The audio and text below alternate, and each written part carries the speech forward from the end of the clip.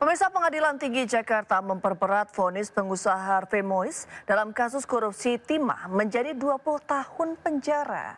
Dan tidak hanya Harvey, hakim juga menambah masa tahanan terdakwa lainnya yakni Helena Lim.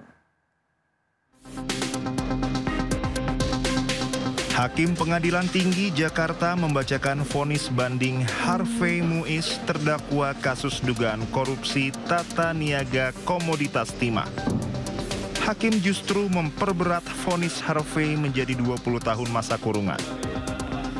Harvey juga dihukum membayar denda 1 miliar rupiah, subsidiar 8 bulan penjara, serta uang pengganti sebesar 420 miliar rupiah. Dalam sidang banding perkara kasus dugaan korupsi tata niaga komoditas timah, Pengadilan Tinggi Jakarta menyatakan Harvey Mois bersalah melakukan korupsi kasus timah yang menyebabkan kerugian negara hingga 300 triliun rupiah. Banding diajukan oleh Jaksa Penuntut Umum Kejaksaan Agung yang keberatan dengan vonis ringan terhadap Harvey Mois dan beberapa terdakwa lainnya. Menjatuhkan pidana kepada yang terdakwa Harvey Mois dengan pidana penjara selama 20 tahun dan denda sebesar 1 miliar rupiah dengan ketentuan apabila denda tersebut tidak dibayar akan diganti dengan pidana kurungan selama 8 bulan. 3. Menghukum terdakwa untuk membayar uang pengganti kerugian keuangan negara sebesar 420 miliar rupiah dengan ketentuan jika terpidana tidak membayar uang pengganti selama 1 bulan setelah putusan pengadilan memperoleh kekuatan hukum tetap, maka harta bendanya dapat disita dan oleh jaksa dan dilelang untuk menutupi uang pengganti tersebut. Dan apabila terpidana tidak mempunyai harta benda yang mencukupi untuk membayar uang pengganti tersebut, maka diganti dengan pidana penjara selama 10 tahun. Pengadilan Tinggi juga memperberat putusan banding pengusaha money changer Helena Lim menjadi 10 tahun penjara. Hakim menyatakan Helena bersalah melakukan korupsi pengelolaan timah.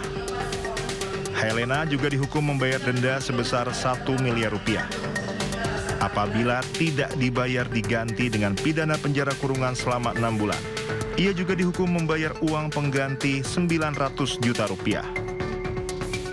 Menyatakan terdakwa Helena telah terbukti secara sah dan meyakinkan bersalah melakukan tindak pidana korupsi secara bersama-sama dan tindak pidana pencucian uang, menjatuhkan pidana kepada terdakwa dengan pidana penjara selama 10 tahun. Pembacaan vonis sidang banding tidak dihadiri langsung para terdakwa. Tim Liputan iNews melaporkan. Ya, banding jaksa diajukan setelah Presiden Prabowo Subianto menyindir vonis ringan yang diberikan kepada para terpidana kasus korupsi timah. Sebelumnya vonis yang diberikan Majelis Hakim Tipikor kepada Harvey Mois dan Helena Lim yang merugikan negara hingga 300 triliun hanya 6,5 dan 5 tahun penjara. Rampok triliunan, kalau triliunan, ratusan triliun.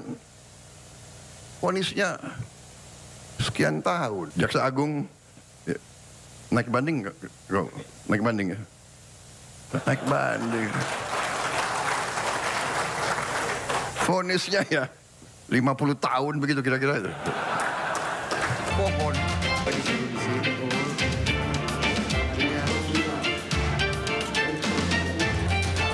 Pernyataan Presiden Prabowo Subianto menggambarkan adanya ketidakadilan dalam vonis yang dijatuhkan kepada para terpidana kasus korupsi timah yang merugikan negara hampir 300 triliun rupiah.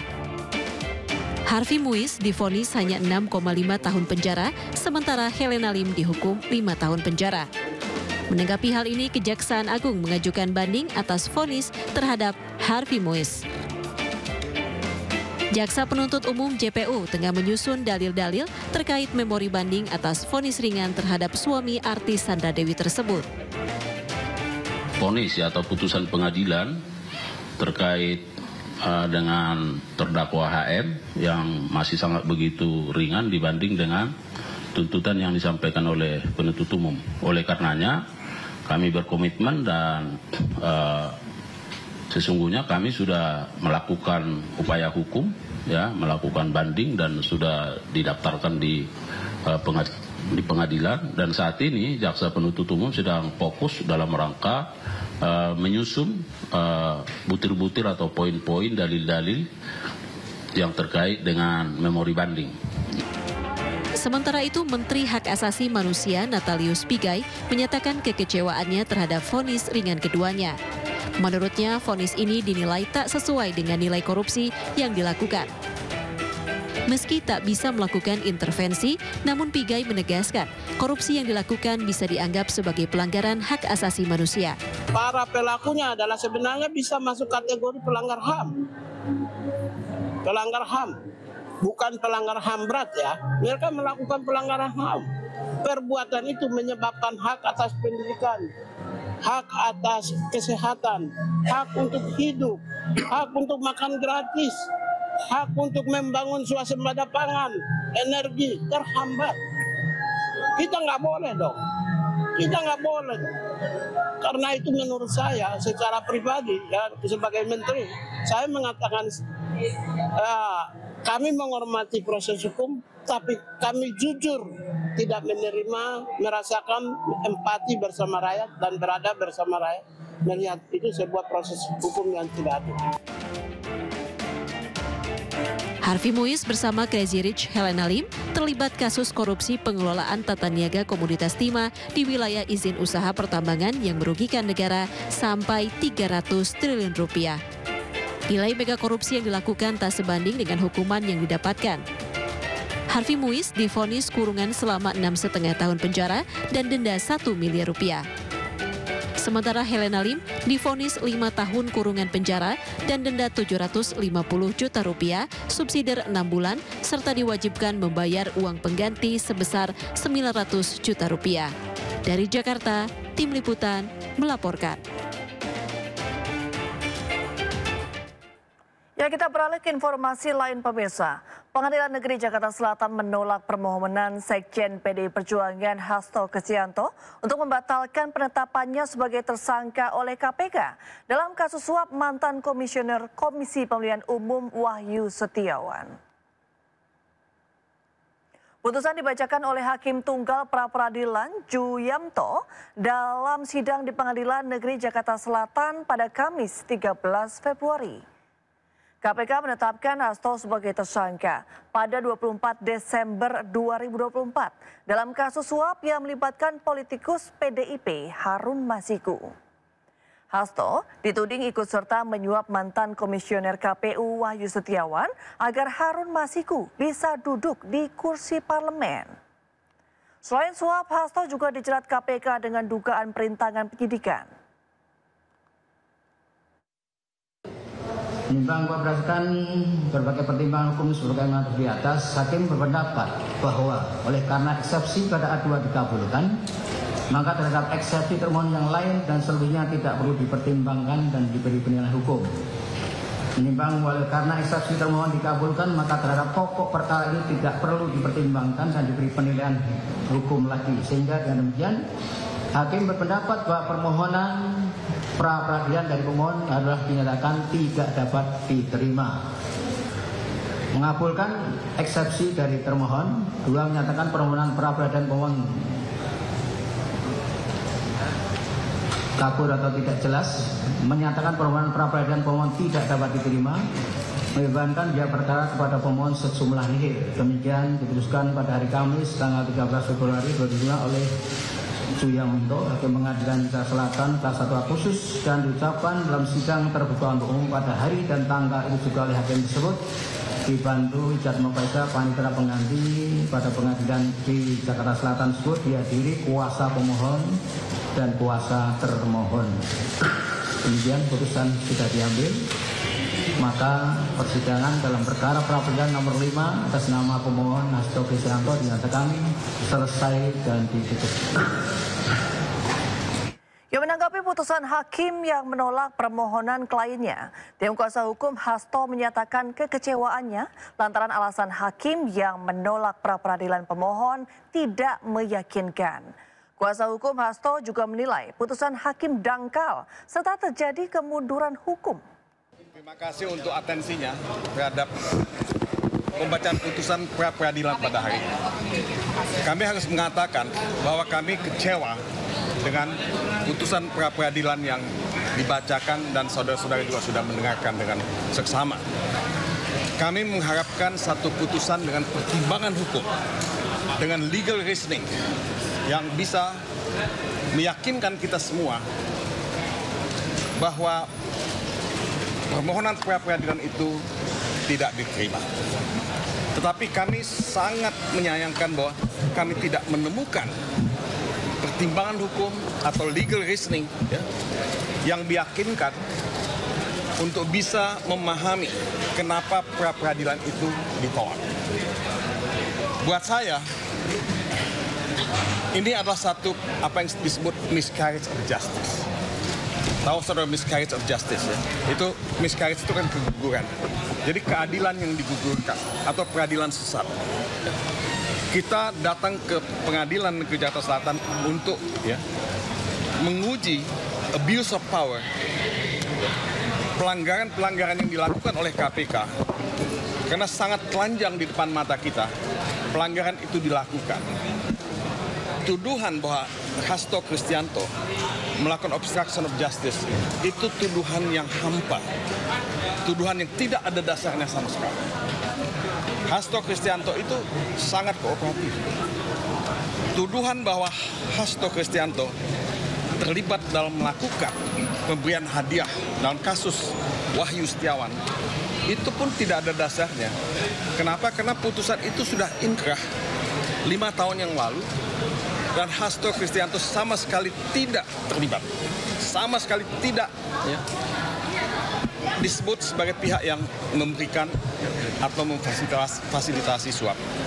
Jadi dua hal ini yang kami harapkan sebenarnya mendapat perhatian dan legal reasoning yang kuat dari hakim tunggal yang memeriksa perkara ini. Tapi apa dikata, kita mendapat putusan yang dangkal. Ini bukan pendidikan hukum, ini pembodohan hukum. Saya harus katakan demikian. Saudara Magdir, saya, saudara Roni, dan yang lain-lain, itu sudah praktek hukum puluhan tahun. Kita tidak mengharapkan putusan yang dangkal semacam ini. Publik juga menginginkan putusan dengan legal reasoning yang sangat meyakinkan.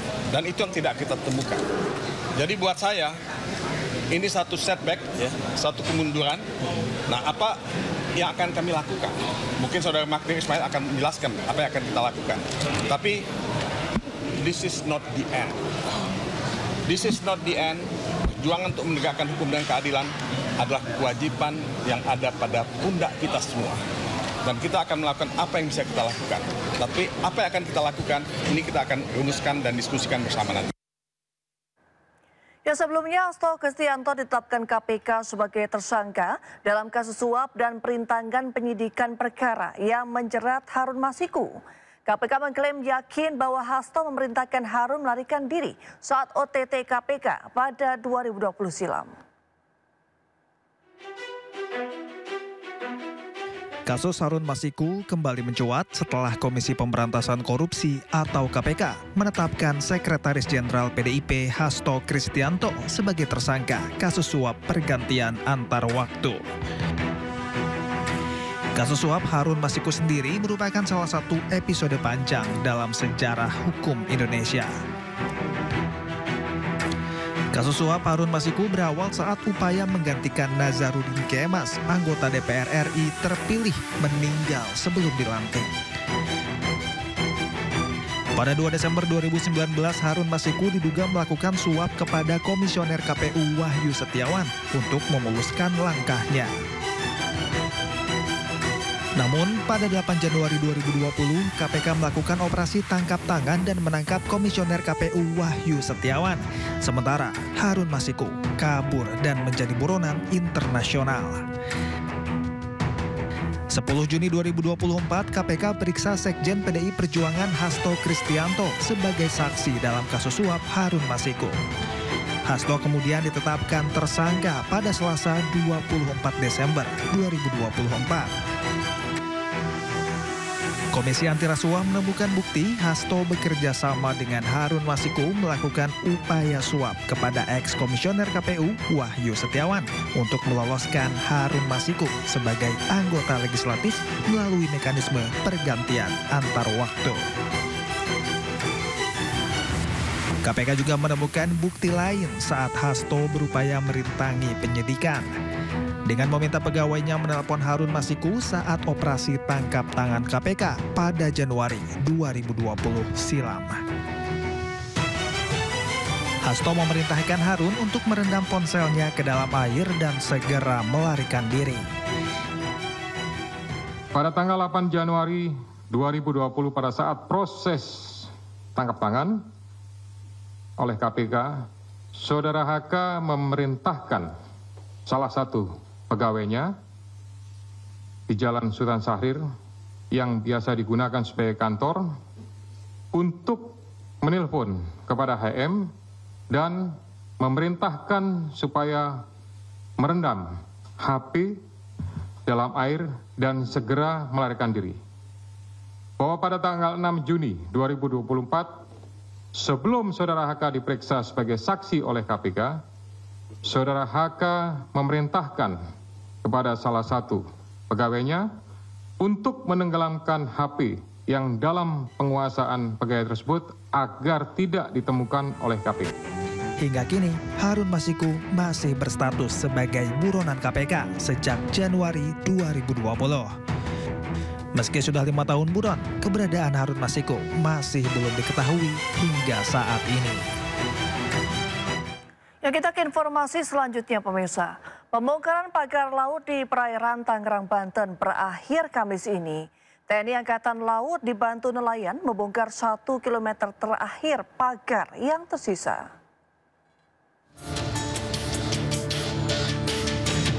Ratusan anggota TNI AL bersama petugas gabungan dari KKP, PSDKP, Polairut, para nelayan dan instansi pemerintah terkait diturunkan untuk menyelesaikan pembongkaran pagar bambu yang membentang di kawasan Tanjung Pasir, Kabupaten Tangerang, Banten pada hari ini. Sebelumnya pada hari Rabu kemarin, aparat telah membongkar sepanjang 28,8 km pagar bambu di kawasan ini. Pembangunan pagar laut di kawasan Tangerang menguasai wilayah pesisir sebanyak 16 desa di 6 kecamatan. Jajaran TNI AL telah menyatakan proses pembongkaran pagar laut di perairan Kabupaten Tangerang telah selesai. Pertama, syukur alhamdulillah kita ucapkan pada Allah Subhanahu wa taala, Tuhan yang Maha Kuasa, karena pada pagi hari ini tadi kita saksikan bersama merupakan hari terakhir atau pengakhiran dari pembongkaran pagar laut yang ada di Kabupaten Tangerang, yang khususnya di tiga kecamatan tadi ya. Nah, ini sudah mulai dari tanggal 22 Januari sampai dengan hari ini tanggal 13. Diketahui pembongkaran ini berhasil dilakukan secara keseluruhan dan memakan waktu selama 11 hari. Ya, polisi mengungkap fakta lain kasus pemalsuan dokumen di balik polemik pagar laut Tangerang. Diketahui nama sejumlah warga desa Kohot dicatut. Mirisnya warga tidak tahu pencatutan ini hingga terbitnya SHM dan SHGB di lokasi pagar laut.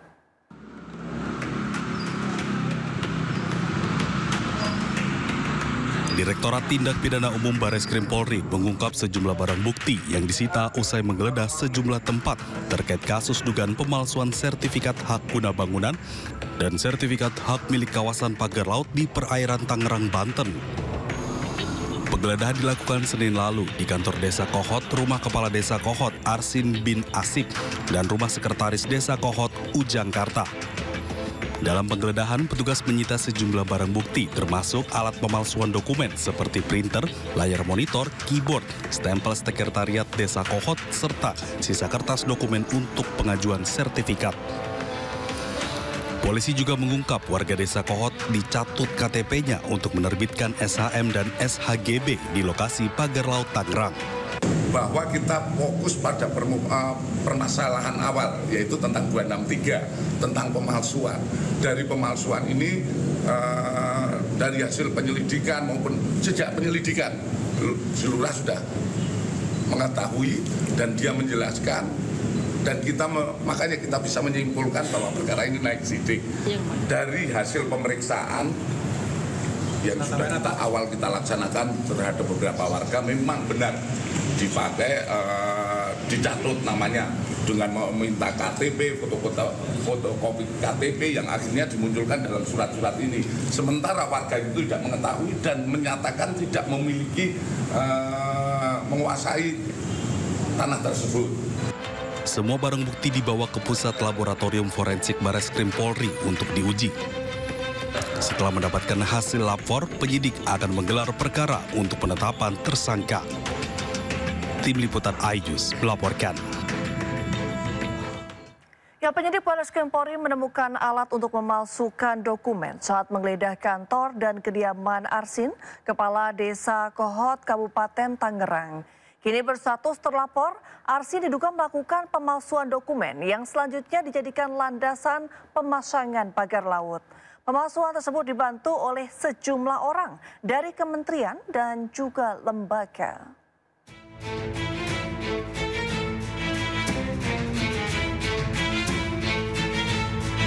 Bareskrim Polri telah memeriksa 44 saksi terkait kasus dugaan tindak pidana pemalsuan pengajuan sertifikat hak guna bangunan dan sertifikat hak milik di perairan Tangerang, Banten. Salah satu yang telah diperiksa penyidik adalah Kepala Desa Kohod, Arsin, yang diperiksa sebagai saksi.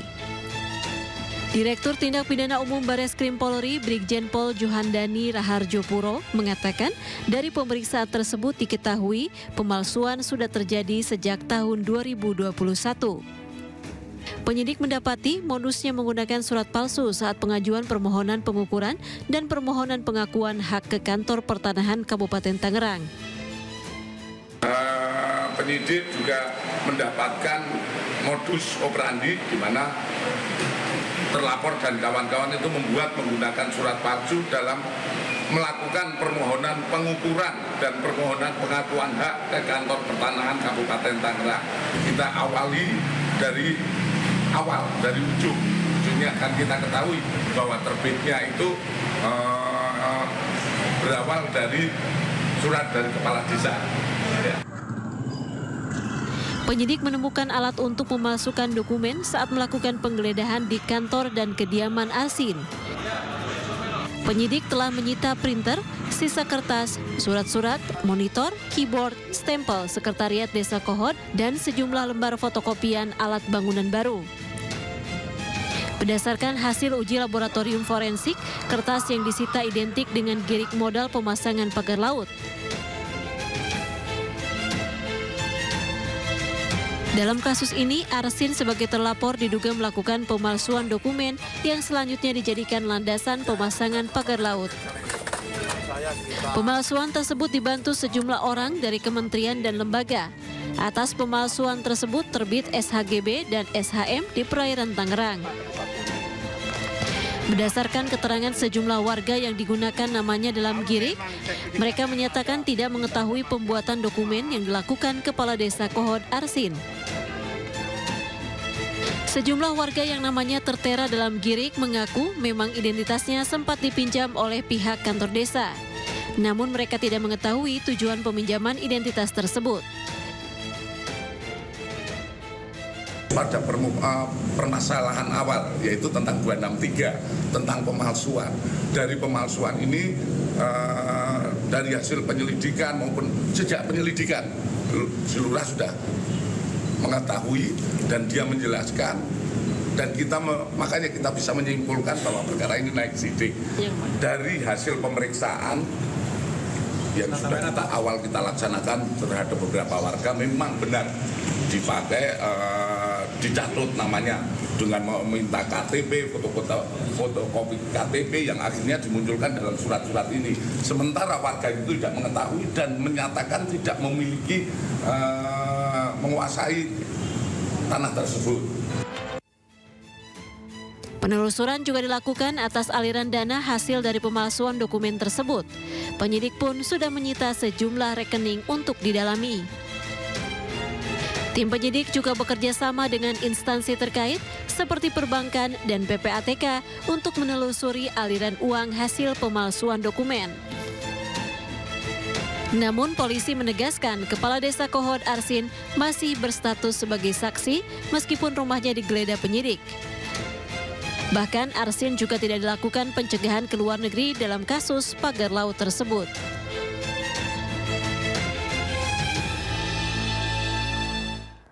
Ya, pemirsa, penyidikan kasus pagar laut ilegal di Tangerang terus bergulir.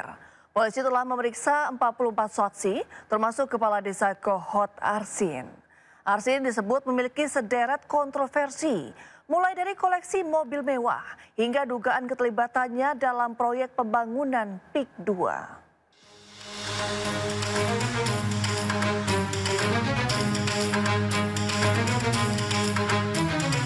Sedan mewah berwarna putih yang terparkir di garasi rumah Kades Kohot ini menjadi sorotan di tengah kisru sengkarut pagar laut di Tangerang, Banten yang masih menjadi polemik.